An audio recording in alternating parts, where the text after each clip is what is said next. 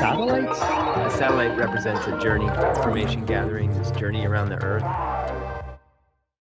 Satellite haiku, welcome. So what I was doing is I borrowed a sewing machine from a friend, and I was sewing cinematography flags. They're like, cinematographers basically use black cloth or white cloth. White to balance or diffuse, black to take away light. Mm-hmm. So you pretty much always want to have like a dark side and a light side. And you bring it further, to reduce the ratio. Kind of like Star Wars. Exactly. Yeah, I actually saw one thing I mean, we all have a dark side and a light side.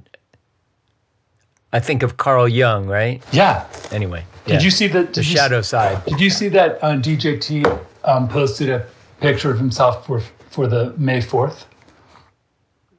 The Pope one that he did? No, he did one. Oh, no, I don't know. He was a Jedi. No, Star Wars Day? Yeah, he had like super strong muscles. And I think I saw a piece of that, yeah. Someone pointed out that they I'm chose... so done with that fucking guy. They chose the red lightsaber, which... Oh, yeah, the evil. Is the evil. Yeah. Well, like, I think I mentioned this before, but like the whole, remember Brad Parscale, his old campaign manager, and he was saying, he was bragging about how they were the Death Star. And then somebody was like, the rebels blew up the Death Star. That's true. Yeah. That's true. They used the garbage chute or something, didn't they? Yeah. No, they're just the bad guys, and they love it. They love being the bad guys. Yeah, it's true. Hey, they have so much grievance about being persecuted, but then they just embrace being the bad guys. So pick one, pick a lane, guys. Pick a lane. Anyway, well, so you were sewing these black and white. What do they call them? Well, they're called flags, and so flags, like imagine a 48-inch square, like 4x4. Square, and you just black. put them up to absorb light or kind of reflect light. In this case, you put them over a frame that's like a pipe tube frame, and then you can put that into a stand and move it around and tilt it. Right. And you kind of use that along with your lighting. Yeah, I was thinking like I've really come to the conclusion. Wasn't it true that hipsters, I don't know, maybe like 10 years ago, hipsters were doing all these things where they would like make their own jam, and they would like sew their own jeans. That was. In our minds, that was 10 years ago. Like, according to actual objective time, that was like 25 or 30 years ago, I think. But yeah, like, according to perceptive time, that was 10 years ago. It's true. My oldest daughter is 30, so I have to remember like 25 years ago. No, I mean, this goes back to us saying like the 80s was 20 years ago. Right. It was, right? It just was. And the 90s was also 20 years ago. Yeah, it feels. Because it's anything beyond 20 years, we just can't conceive of it. It's like... Well, no, I mean, that's not really true because the 50s was like 70 years ago, but the 80s was 20 years ago. What I always do is I use as a hinge or pivot point is I use the fact that we were born in 1969 and that the Vietnam War was going on and that Nixon was the president. Mm. And that kind of gives me a perspective. Like if it was before Nixon, then I was People are blown away when I tell them I was born in the 60s. Yeah, they're like, that's true. That was like an inconceivable era. We were the Summer of Love. We were 1969. We were like Woodstock. Yeah, I think the Summer of Love was not actually 1969. If we look it up, was it 68? Like 67 or something. Oh. It wasn't even Yeah, I remember after we talked about it last time, because I've always thought the Summer of Love was 1969. It's like the Bryan Adams song, right? Yeah. The Summer of 69, right? Yeah. Yeah, anyway. Bryan Adams is a contemporary of ours, a Canadian? Yeah. Huh. You know who's a contemporary of ours that I'm attached to the idea that she's a contemporary of ours is Molly Ringwald. Because I remember kind of having a crush on Molly Ringwald. Yeah. And then finding out that she's essentially, she's basically my exact age. She's like off by months, I think. Yeah. I think Pamela... And that made me feel good. Pamela Anderson was at the Met Gala and she didn't wear any makeup and people were freaking out about it. Because her thing is like, natural, But she's 56. I'm 56. You're 56, right? Yeah. Wow. I think of her as being younger. I don't know. Older. She's like a timeless person somehow to me. I don't know. I don't have an age associated with her.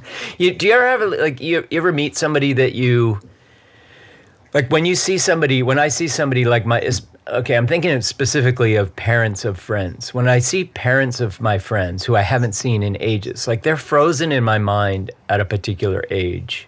Right? Yeah. They're my friends' parents. And they're, in some cases, I haven't seen them since they were younger than I am now. Right? So like, but that's how they are in my mind's eye. Yeah. So like when I go back to where we grew up, and I'll see like, so-and-so's parents, it's like there's this moment where I'm kind of just stunned that like suddenly the passage of time becomes really apparent. Like, oh shit, they are old people now, like really old. Yeah. Yeah. In 2 years, we will have our 40-year high school reunion. Wow. Yeah. Yeah. I remember I took my wife to Philadelphia for my 30th. Which was kind of intense. She had never been to Philadelphia. Yeah. You did not go, did you? No, I don't know. I've been to a few of them. I don't know. Maybe I missed that one. I can't remember which specific numbers of reunions I went to. I will say that I enjoyed going to the reunions. Mm-hmm. It was kind of cool to see our classmates grown up, like having gone through some shit, right? Mm-hmm. I think we talked about this before, but I remember like the ones who were sort of too cool to associate with the likes of us weirdos, right? Yeah. Like suddenly they were just nice people, some of them. Yeah. And I think it was because they'd just been through some stuff, right? In life. And like life does shit to you. And then, if you come through it, you have a good chance of being a decent person, like a compassionate person, once you've been through some stuff, right?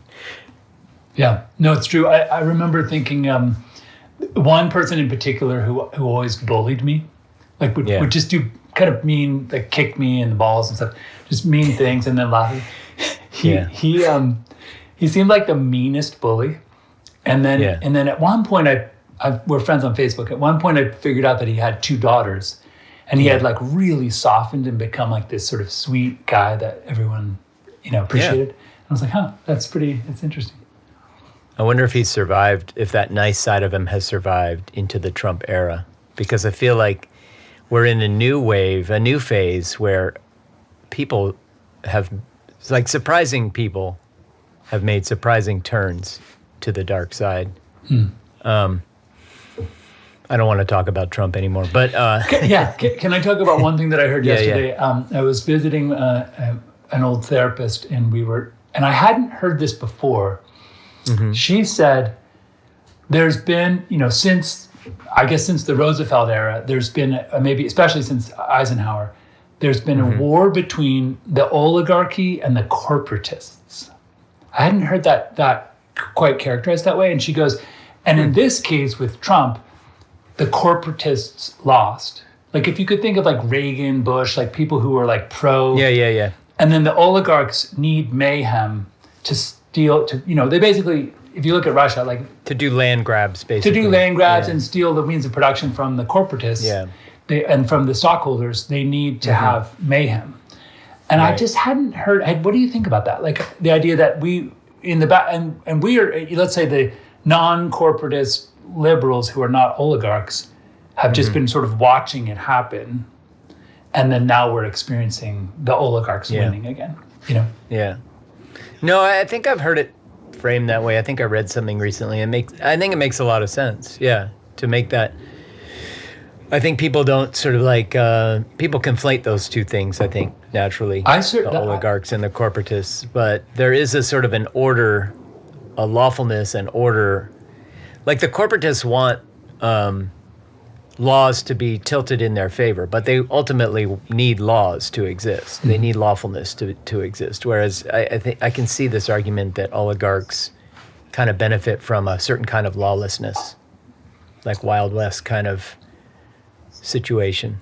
And also kind of just I think, in certain ways, there's that writer John Gans who I follow. He's written some about this, but like the sort of like the interesting love-hate between the corporatists and the oligarchs, because there's certain ways they are aligned. Like they want to, It's in both of their interests for the rest of us to be sort of like to have our own power sort of depleted, right? To have the power of the masses kind of minimized, right? That benefits both the corporatists and the oligarchs. So there are ways that they are in alignment, and he's written some interesting things about that.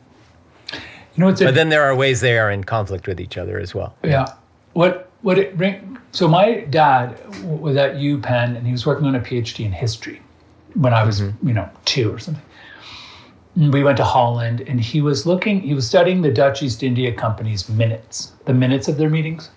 Yeah. And he wanted to understand, this is my understanding of his thesis was, he wanted to understand, since it wasn't socially or culturally acceptable, or maybe even legal, to have slaves in Holland.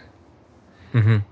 Where was the line that was crossed? Because the corporations back then, you actually had to apply for a charter, and in the charter you had to explain like what your corporation was going to do for the public good. And if you couldn't do that, you didn't get the charter. Like it was definitely like people understood that corporations who were not people but like entities that wanted to grow and to have profits. Ultimately they exist to benefit society at large in some way. And you had to define. Like they should exist. They should exist for that. And you needed to stipulate it in the charter that you applied for. Mm-hmm. So anyway, at some point, sitting around the table, there's some conference table, these dudes were like, hey, how about like triangle trade, like sugar for rum for slaves in Africa, like we can make a killing, And they just started this whole, I guess my dad was studying East India Company, which was in Indonesia, and the Dutch did a lot of nasty shit there, and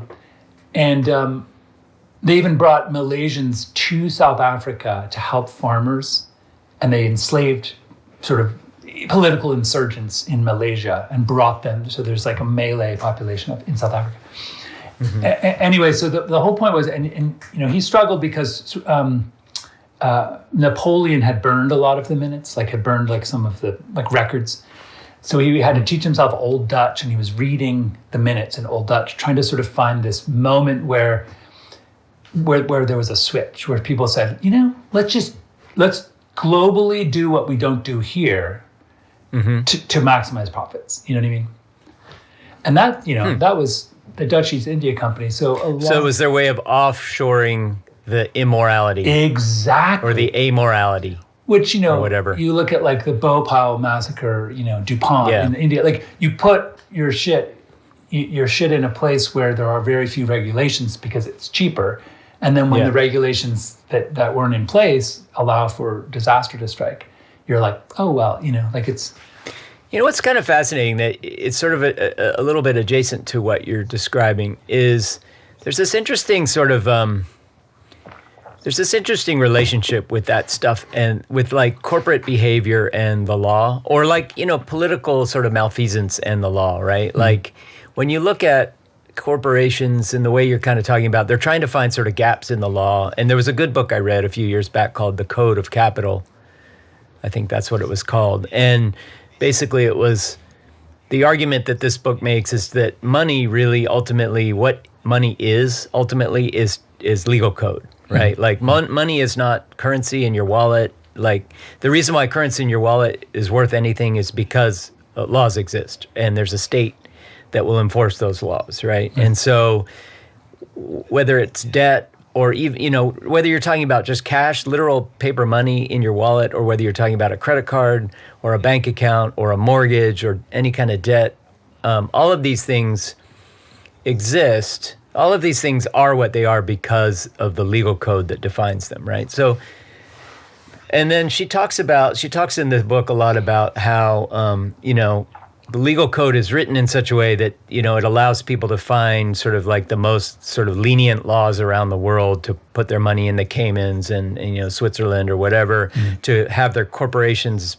founded in, in Delaware, where the tax laws are most lenient to the corporations. That's why they're all, corporatized in Delaware or in other countries, right?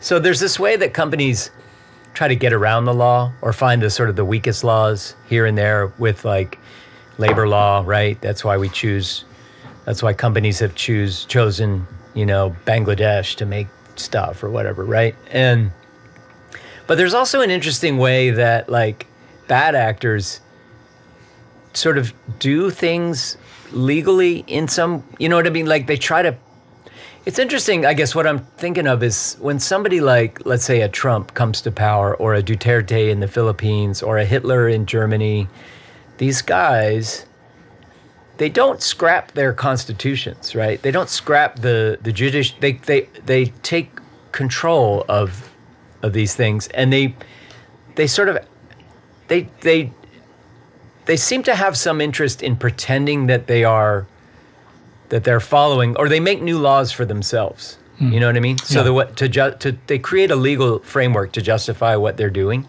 rather than just abandoning law and order entirely. Like the Nazis documented everything they did, right? And they were like meticulous record keepers, and they meticulously created a legal framework that sort of rationalized and justified and codified what they were doing to the Jews and whatnot, right? Like instead of just doing it in this lawless way, it's interesting that people like that have this, like why not just sort of like say, well, we don't care about the law and do whatever they want. Like instead of doing that, they go, hey, we're going to create laws so that this looks like it's on the up and up in some way. It's just kind of a weird thing. Like they seem to want to, they have this need for law and order in their own way. It's like Maduro and Putin hold elections because they hold elections because they want to show that they won, even if they didn't. But everybody knows they're shams. I know, right? You know what I mean? So like, why do? Yeah. It's just weird that why do it? And then they create like these total farcical legal frameworks that everybody recognizes are totally farcical and corrupt. So why do it at all? It's very weird. My two thoughts spring to mind. One would be that there's just at some point a level of either shame or embarrassment to go to cross that line, and the other one might simply be that other countries won't do business with you, or they'll like put sanctions on you unless you have a democracy. In other words, like Maduro would love to trade oil with the United States and just get a lot of money and steal it all, Yeah. So he wants to like create the veneer of, oh no, I really It creates a veneer of legitimacy, but it is just a veneer, and everybody knows it's just a veneer. Yeah. It's very weird. It is right? weird. And Putin too, like at one point, Putin was very attached to, I had read that that there's a disparity between older women and there's a lack of older men because they die of alcoholism and other unhealthy diseases. So there ended up in Russia being a big demographic of older women that really admire Putin and think that he'll take care of them. Yeah. He's a strong man and he's going to make sure they're safe. And so they certainly have real support in their countries. Like it's not non-existent. They're not ruling completely by force, right? You know what I mean. Yeah. Like they have. I mean, propaganda is real, right? Propaganda works on a lot of people, and there is I mean, Russia is an interesting case study in general because you have this essentially sort of a failed country. Like after the fall of the Soviet Union, the oligarchs snapped up everything, and the people of Russia were just in dire straits. I mean, they could barely eat, right? Like they were given sort of vouchers to buy food because nobody knew how to do business in Russia. And people didn't understand, like there's just everyday people in Russia didn't understand how capitalism worked, and they didn't understand that, how the whole concept of starting a business and owning a business and selling things for money and making a profit, like none of that was in their DNA.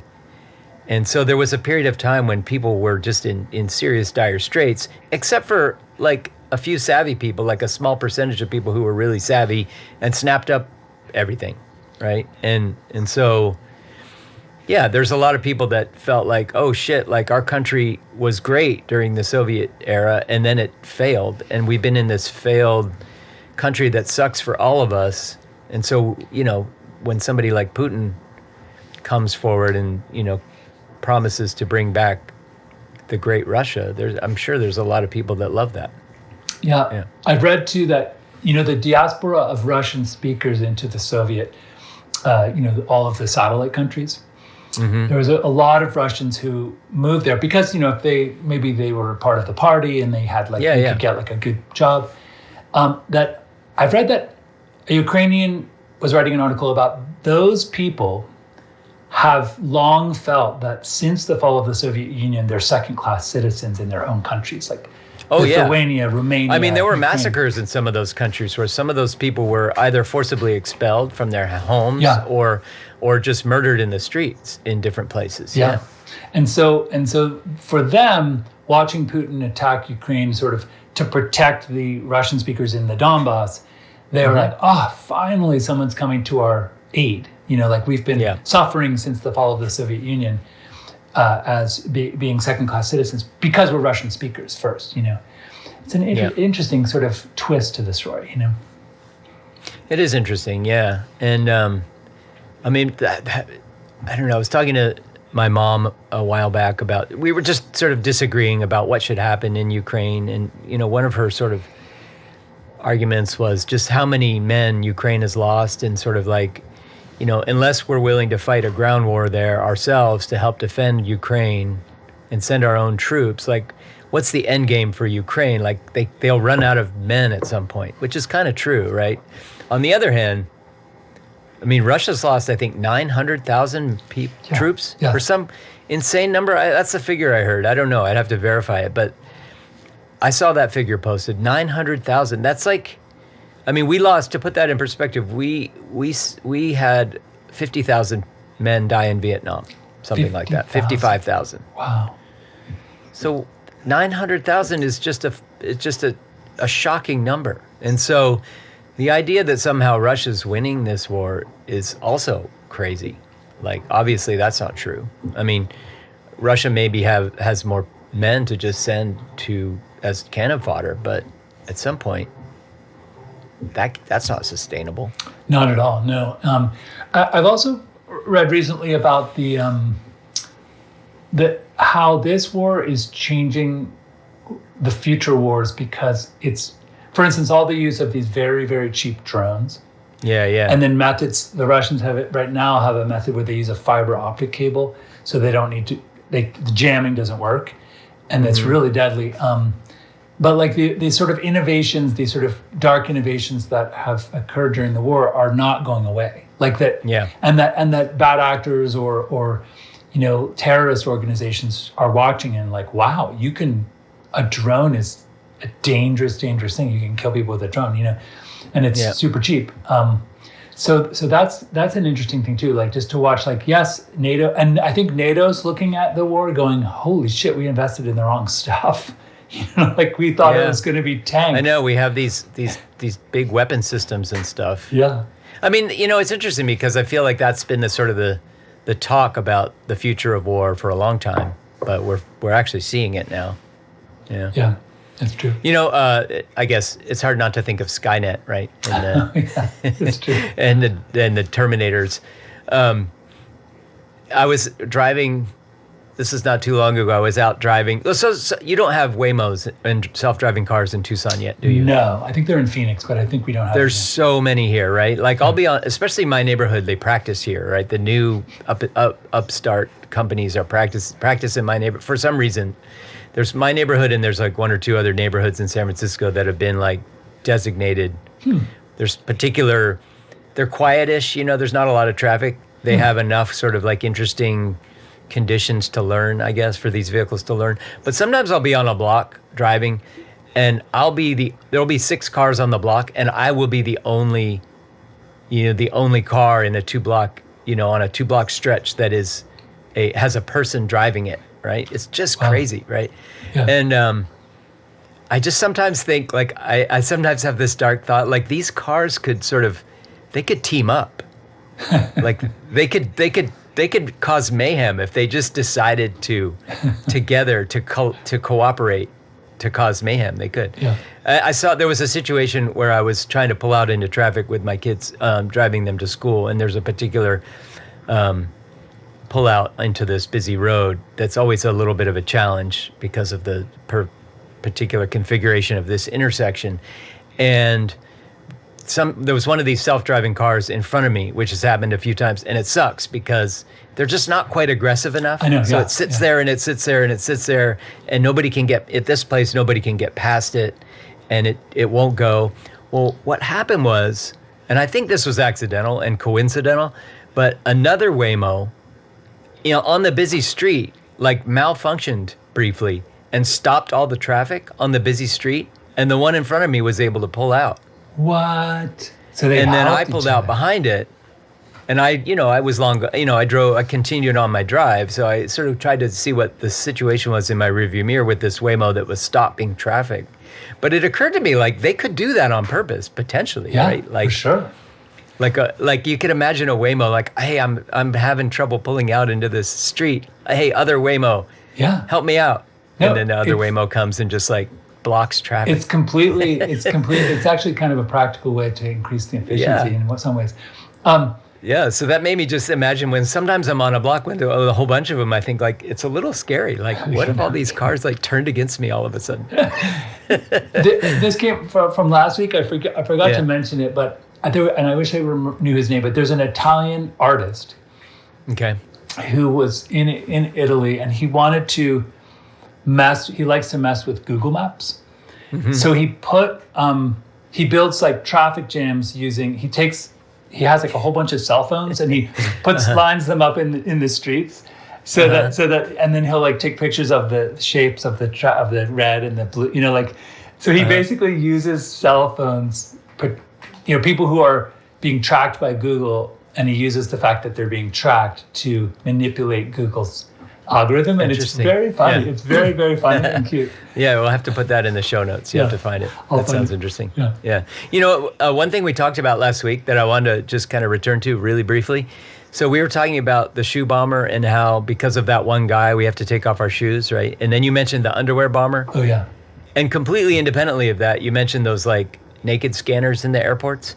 Oh, yeah. Right? Yeah. And I remembered right after that, like the reason why those came to airports was because of the underwear bomber. Underwear bomb, yeah. This thing, you mean, like where you go like the whole reason we do that, the X-ray machine wasn't good enough. The regular, metal detector wasn't good enough, and they needed to go to that, naked scanner was because of the underwear bomber.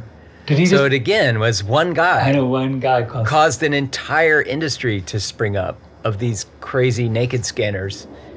Think about the expense that airports had to go through.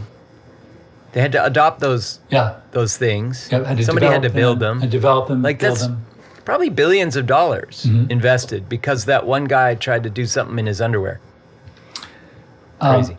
Do you remember this guy, the Harvard guy, Steven Pinker? Yeah, Steven Pinker. The one who says that the world, the world is better. His thing is that his per capita violence is steadily descending in a straight line.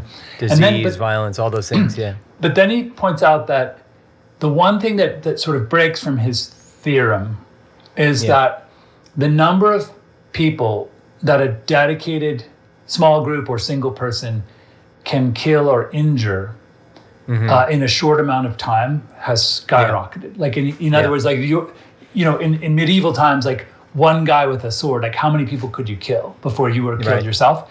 And he said the ability for someone to kill and injure lots and lots of people in a short amount of time. And that's just increasing exponentially. Yeah. I mean, it's like that E.O. Wilson quote that we mentioned before. It's like we have Paleolithic brains. Yeah. What is it? And then something technology, and then godlike power. Godlike power, yeah.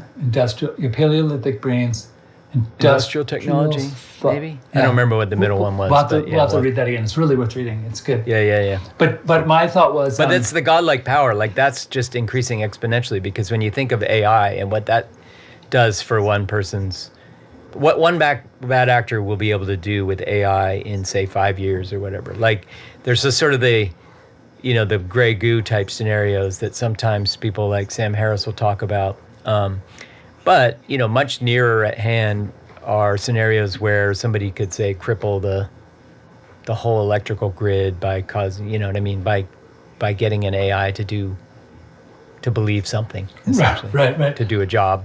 So I was imagine plotting, we said before that, like, this rise of totalitarianism, like sort of the strongman leader, seems to be historically on the planet, not necessarily like the predominant way things end up, but it's certainly much more common than not, right? Yeah. And if you were to go back and to kind of map how many people a particular leader's and his decisions over his lifetime or his leadership period could either kill or cause great harm to. Let's think of like Stalin. When you were talking about the Soviet Union falling, I was like, it's kind of not fair in a way that it was such a disaster, because Stalin started it off with such a, like, he killed 20 million people supposedly, Right, but again, he didn't, right? Right. He didn't kill a single person, I don't think. Right, he just organized the killing of all those people, right? Yeah, that's the thing I can never let go of. Like, we always say the Nazis, Hitler did this and Stalin did that. No, it was a bunch of people who decided at the end of that org chart to do horrible things. Right. Do you think, for instance, I wonder then if there would be a way to measure historically, like how many of the ideas that were executed came from the leader, or or he just put the group together and was like, let's be mean. Like, I don't think, for instance, I think Stephen Miller, not to talk about DGT too much, but Stephen Miller, I think, is given a very long leash. Like, I think, and Tom Homan just seems like gleefully cruel. Yeah, so I think that DGT just says, like, I don't know anything about it. I have, these guys are like, I put them in this job and I gave them a very long leash and I don't know. Well, I think the difference between Trump and, say, somebody like Stalin or Hitler is, I think Stalin and Hitler had an ideology that they felt strong. They were strongly attached to particular ideologies, where I don't think Trump himself is, but he's surrounded by people who certainly are. Right. So it's a little bit different in terms of the person himself, I think. Yeah, no, it's true. It's a really good point. But yeah, like, I think it's different in different places. Like in Germany, I think there was just such a long and deep history of a certain sort of strains of anti-Semitism that were just deeply embedded in the German people. It was deeply embedded in them to hate the Jews to such a degree that, I mean, when you think of interesting factoids, like, during the war, the Germany had an incredible, painful labor shortages trying to, create stuff for their war machine, right? Mm-hmm. And meanwhile, they're sending millions of Jews on death marches and to extermination camps and, firing squads and all that, right? They put a few of them to work, but not very many, considering their labor shortages. So, that was a culture that hated the Jewish people to such a degree that they weren't even willing to use them as labor. Yeah. I mean, forced labor is horrible, but like, they didn't even see the Jews as candidates for forced labor. They just wanted to exterminate them. So that's pretty insane when you think about, like, what that says about the people, the German people at that time. So that was like generations of anti-Jewish propaganda. I think in the Soviet Union, I don't know, it's something different. It's something a little different. There was this cult of personality around Stalin in particular, and what he was promising, and there was it was like in some countries where you get people to buy into something and they're willing to turn on their neighbors, and and I think the Cultural Revolution under Mao was similar too. You have people that were informing on their neighbors. For Pol Pot in Cambodia, Mao and Stalin, one thing that sort of pops up again and again is they were deeply paranoid. Yeah. That a group would rise up. I mean, Pol Pot even wrote that he was a school teacher when he began. Yeah. He was killing children because he said they're going to rise up and get revenge against me for killing their parents.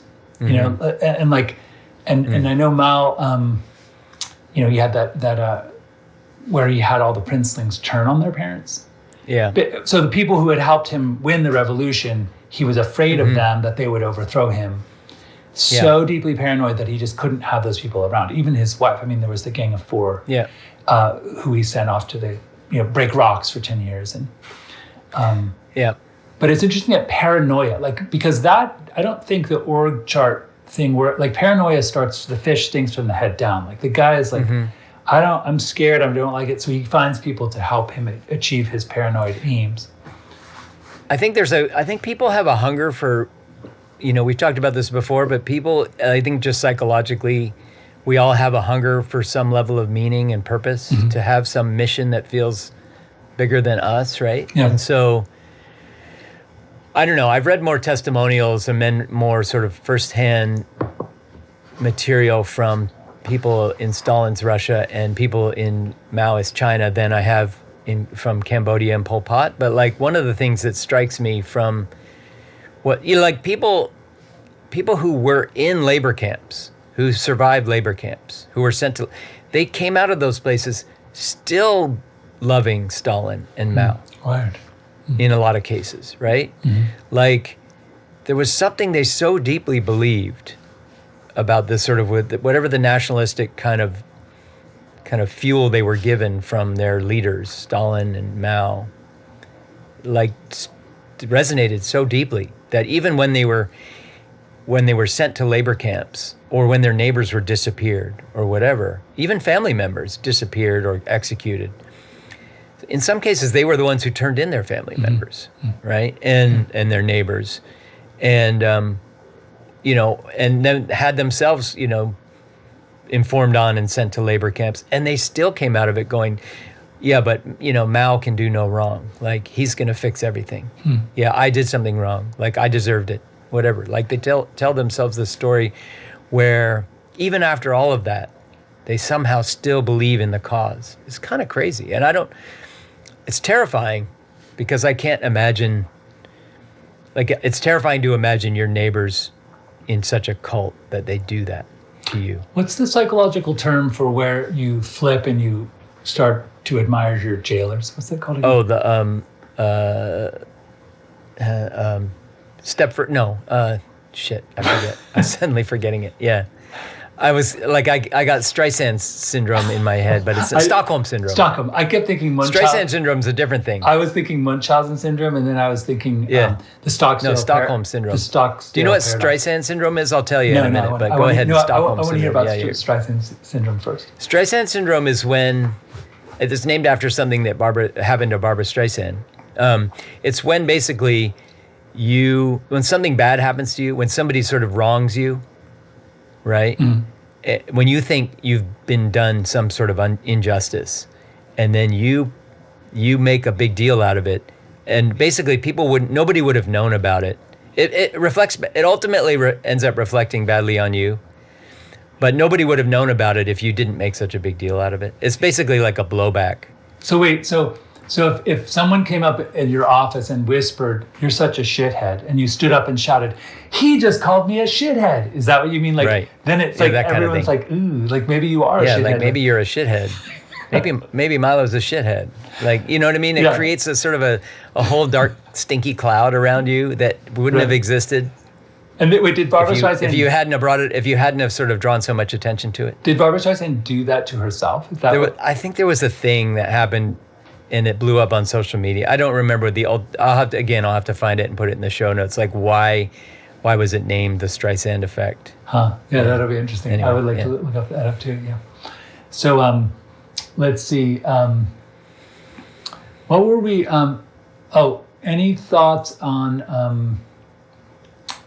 The white smoke. I wanted to bring up the white smoke. Oh yeah, the white smoke. Right before. It's funny how you started this whole thing with a white cloth and a black cloth, and then we had the white smoke today. Yeah. Yeah. So I'm not Catholic, but I'm rooting for the Filipino guy. Oh well, I think my wife is probably rooting for the Filipino guy too. I admit I haven't followed a single second of any of it, so I don't know who any of the candidates are. I saw a funny TikTok though where somebody was talking about like, hey, are you watching the NFL draft? And they were like, no, dude, I'm watching the Pope draft. And then it was like 5 guys and they were all like, they all had their guy that they were really excited about. Anyway, he speaks 5 languages. And, Yeah, the New York Times did this. They love to do these really cool animated things. Like as you scroll, they'll like reveal, where the popes came from since the first pope, and then where the cardinals actually came from. And then they had a graph about the growth of the church, which I didn't realize, like Latin America has been static since the 50s. And the population has grown. And I think that people are peeling off and becoming like, evangelicals and whatever, Baptists or something. So, but the growth, and Francis really was pushing for this, the growth is in Asia and Africa. Didn't realize. That makes sense. I mean, I remember even being young and, not that our church was big on evangelizing and growing, like it's sort of in its own kind of charter, it kind of doesn't really prioritize growth. Right. But at the same time, we had this influx of, guys from Ghana and stuff, right? Yeah. And so there did seem to be an African push. It was like, oh, we have this. Do you know the colonial days? Do you know the history behind that? Because it's actually very specific to Swedenborg. No. So Swedenborg writes at some point, and he's talking about the most ancient church and the ancient church, and he talks about different sort of, I guess, predominance of the mind. And so some people are more kind lean toward this way, some are more spiritual, and some have a celestial attitude or a celestial kind of disposition. And he mentions multiple times that the Africans, which is such a such a continent, but the Africans are very advanced celestially, in a celestial context. So my grandfather, Philip Odner, and Theo Pitcairn went down to South Africa. They were actually trying to do evangelical work, and they had heard about some Swedenborgian Zulus. Oh, so they come down to South Africa, and they meet up with this group of 1,000 Zulus who are all Swedenborgian. And they said, "Where did you learn about this?" And they said, "An Australian came through years ago, 20 years ago, baptized us all, taught us everything, gave us the books, and then left or died or something, right? So he's gone." And so Theo bought a farm and then made a church out of, so the Lord's New Church has this huge Southern African group that were Swedenborgian before the 40s, way back in the 20s. Isn't that interesting? Yeah. Yeah. All right, so bringing it back to the Pope, the new Pope. Did you see the movie Conclave? Did you watch that? No, my dad keeps talking about it and asking me if I've seen it yet. Huli watched it. My wife watched it. We watched it. My wife and I watched it the other day. It was really good. Really good. The cinematographers are all talking about it in my forums. It takes a few.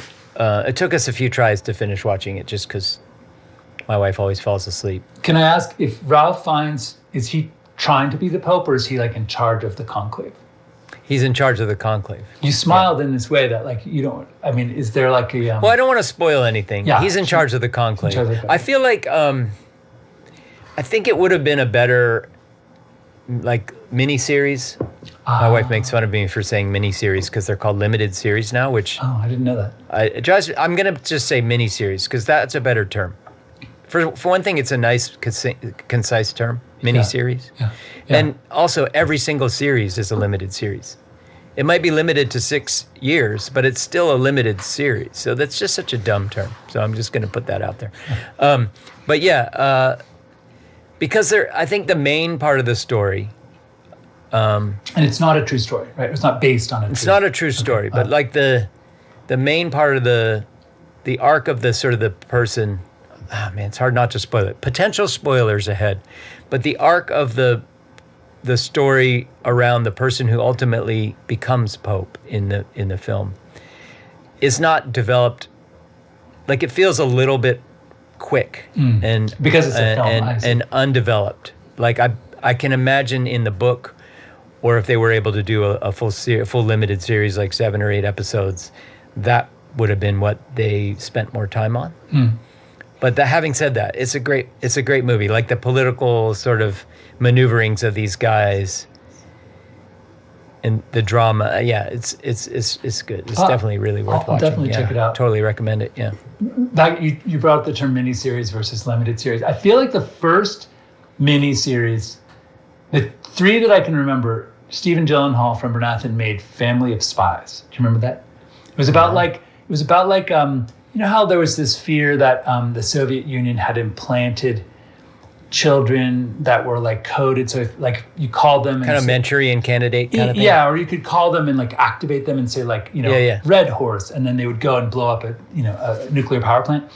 Okay. And so like it was about like families throughout the United States that were Soviet spy families. Mm-hmm. And and then the other one I don't remember that. Yeah. Do you remember? I did watch the first Shogun. With Shogun Richard and Chamberlain. Roots are the ones that come to mind when I think of miniseries from our childhood. Shogun and Roots. There was one from Australia that we watched that went on and on and on. My parents loved. I'll try to remember it. But if it went on and on and on, is it a miniseries? I felt like, that's true. Maybe it was like a soap opera. Like that's the thing, is that there's telenovelas that go on forever that just never really have an end. Series that have several seasons, then limited series is when you have like 3 episodes or something. Like I think limited series is literally just the new word for a mini series. And that's like something that it can be 8 episodes, it can be 10. It's not intended. It just doesn't have multiple seasons. Have another season, right? Yeah. Not intended to spin someone off.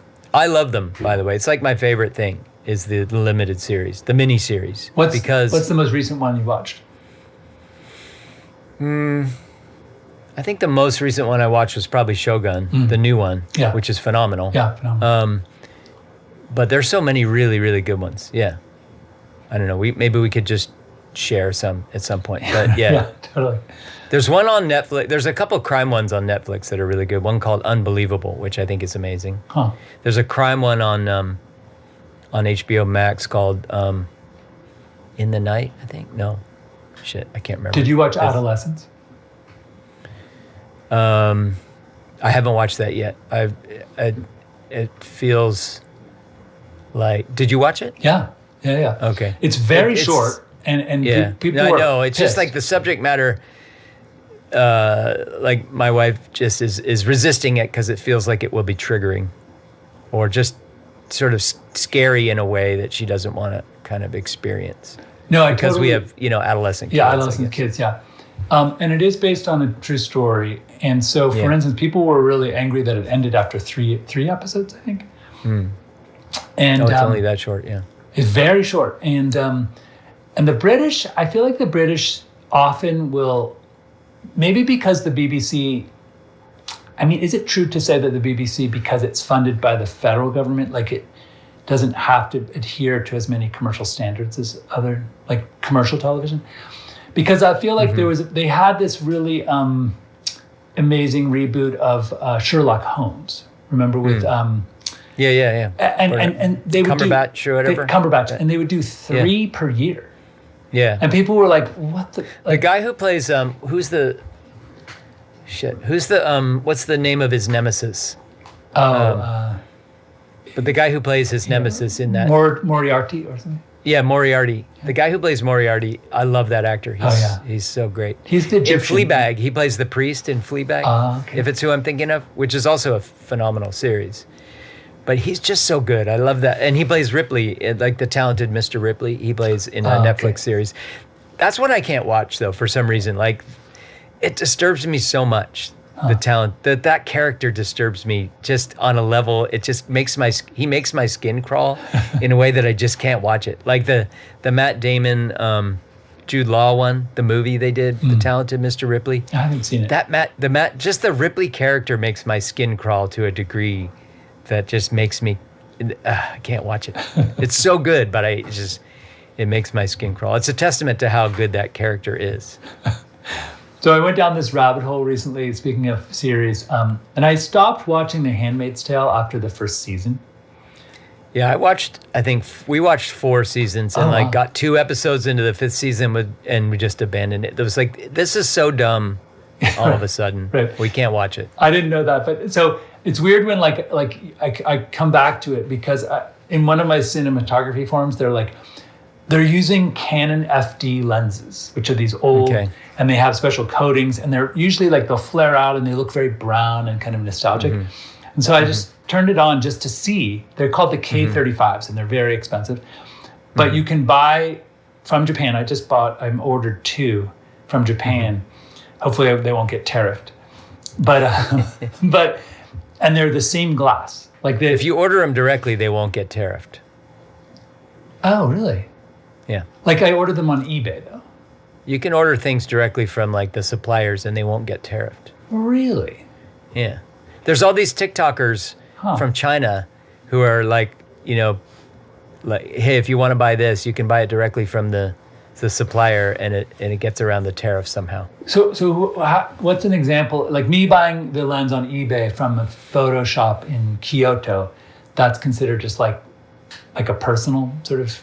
I guess so. I don't know. I don't know how it works. It's a vintage lens. It's like I'm not in the market for anything, so I haven't done any actual research on figuring out, what loophole they're actually kind of pointing at. But because I don't have anything I need to buy from overseas. But some of the lens sellers are saying that you should look into it though, because you buy stuff like that. If it's under $800, supposedly it's tariff free, which just seems like a lot, like a big, I don't know. Yeah, I don't know. So we're at 51 minutes. Do you want to move on to first world problems? Yeah, I don't have a first world problem to talk about. I mentioned 2 last time. If you have one, that's cool. Otherwise, I was thinking we could end with stuff that is just giving us some.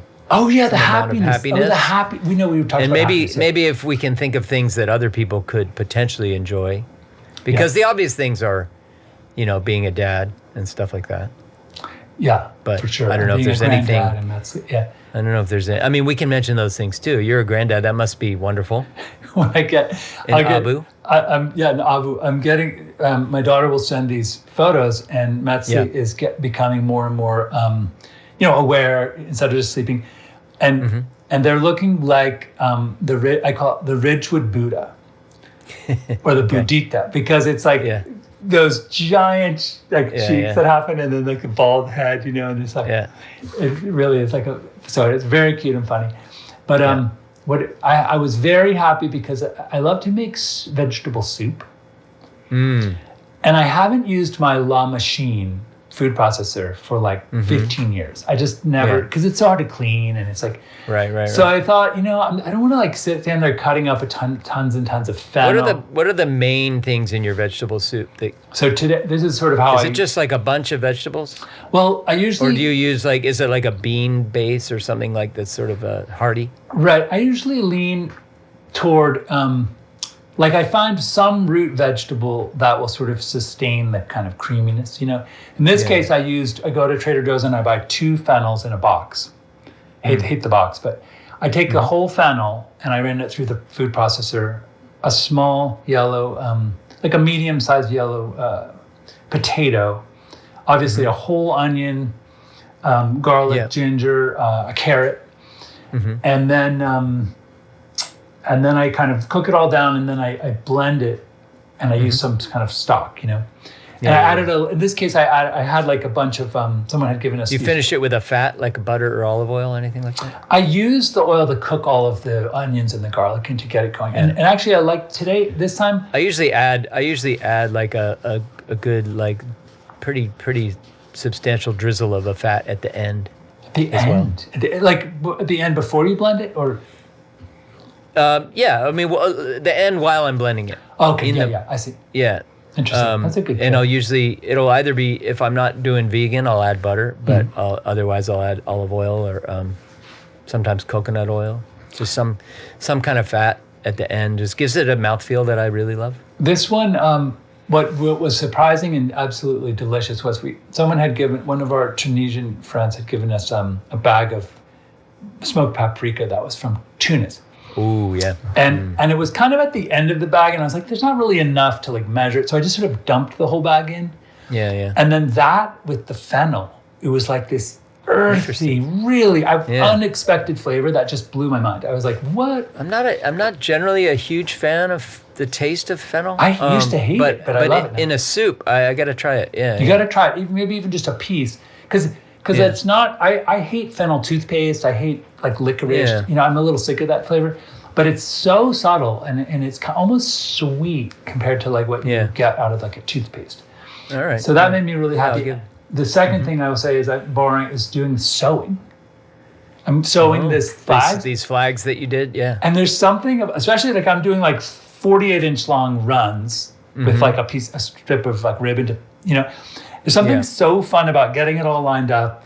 Everything's in place, and then you just stomp on the little pedal and go, like it just is so satisfying. That was unexpected. Like I haven't sewn things with a sewing machine in 35 years. I'd like to learn to do that. Yeah. My daughter has a sewing machine. She's pretty good. Wow. She wants to learn to crochet, but she keeps telling me that we need to learn together. Oh, nice. Yeah. So I think I'll do that with her. Yeah, the kids. She wants to do it with me for some reason specifically. So my kids went to Waldorf school. They learned how to knit, and they specifically learned how to knit. So that this is an interesting thing. You know how supposedly your brain cycles 4 times for every unit of information that's arriving verbally. So I can express a certain number of units per minute, and you can absorb 4 times as many as I'm saying. Yeah. So when you're listening to a lecture and you're sitting there, your mind will drift because you're just too many cycles. So the knitting takes up enough cycles that you can really absorb what's being said. Try it. It's interesting. So they would knit when they were at college, I think, when they would in lecture class, I used to doodle. I would just doodle on my notebooks. But I think I don't think doodling helped me retain things. I think it it distracted you. I think I just get distracted by whatever I'm That's true. I don't know. Have you ever I find when I listen to a lot of fiction, like audio fiction, short stories. I love listening to short stories. So speaking of things that give me pleasure, there's something about listening to, I love the New Yorker's 2 fiction podcasts, the Writer's Voice and New Yorker Fiction. Those are both their fiction podcasts. And there's something about the author reading in particular. I really don't like when actors read. Usually, they overperform usually, sure. And when the author reads, they're just kind of letting the writing do the work when they're reading their own. So. The New Yorker podcasts are good because it's authors reading. And I don't know, there's something about listening to fiction that just triggers and just sparks tons of creative juice in me. And it's different than when I'm reading fiction. There's something about listening to it that just I want to pause it constantly and, I just thought of something. Oh, that made me think of this thing for this story I'm writing. Oh, this character that I've been kind of developing should do this thing because that would make, you know what I mean? It's just a constant stream of ideas that flow when I'm listening to fiction for some reason. And, but the other thing, I find too, if I'm doodling or something like that, then I go, oh shit, what did I just miss? I just missed 2 minutes of this because I started doodling or whatever. So maybe crocheting because crochet or knitting, it would be because it's a linear repetitive process it's just your hands working. It's not like your mind working. And you don't have to, you're just doing the same thing over and over again. Right. So it's not, that could be the trick and maybe, interesting. All right. So those are good. Yeah. Those are really good. Yeah. Happiness. I like making soup. I wish there were more people in my family that liked soup. I love making soup and I love eating soup. I'm the only one here who likes soup for some reason. Have you given in my household? Because one of the sort of magic combinations is truly delicious, crunchy sourdough bread in the soup. You dip it. Oh my gosh! The kids don't like that. They don't. Yeah, soup and bread. I don't know. Yeah. My daughter will eat she will eat soup. Do you eat soup? Anyway, she will consume soup. if it's there's a certain kind of Asian flavored broth that she really likes. So I'll make her wonton soup. Or noodle soup. Salty. I'll take broth and I will add some toasted sesame oil to just chicken broth. I'll add so it's like a mild chicken broth. I'll add toasted sesame oil and some salt and soy sauce just to season the broth. There's something about the sesame and the salt that makes it feel Asian. And then maybe I'll cook it with a big knob of ginger in it. Just gets a little bit of that flavor, and I'll remove that when I serve it.